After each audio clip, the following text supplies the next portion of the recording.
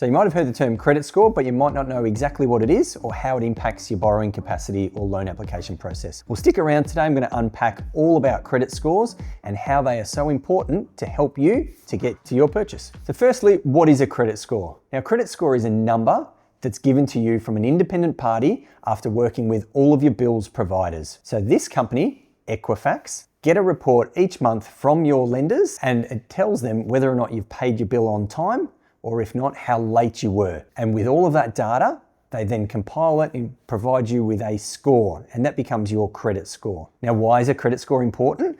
Basically, it shows what sort of a client or a borrower you are if you're looking to grab some finance. Essentially, the higher the score, the better the candidate you are for any future bank. So banks will use your credit score to assist them with their credit criteria because it helps them to show what your history has been like. If you've got a history of repaying your existing home loan, your car or personal loans, or even your credit cards on time, they're going to see you as a much better risk and potentially offer you a better rate, or you'll be eligible with a mainstream lender. On the opposite side, if you've got a poor history of repayments on your existing facilities, it might be harder to get a loan application through with a mainstream lender, and we may need to go to a specialist lender until your score is improved. So in the past, Australia's credit reporting used to be based on negative data only. If you were late in your repayments or if you actually went into default, this was noted on your credit report as a big black cross. These days, it's swung around so that all data is recorded on your credit report.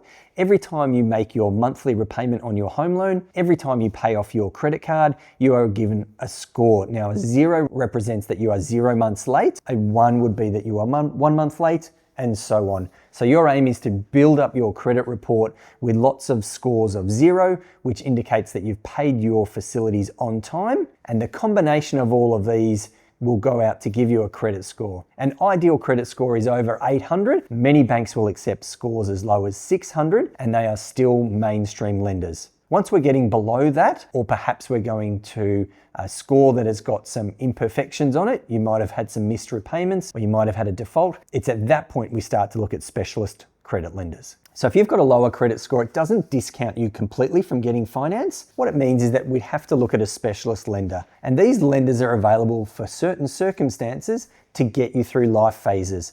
Generally, we find that clients go with these lenders for anywhere between 1 to 2 years. They will then clean up their credit report with a history of making good repayments on time.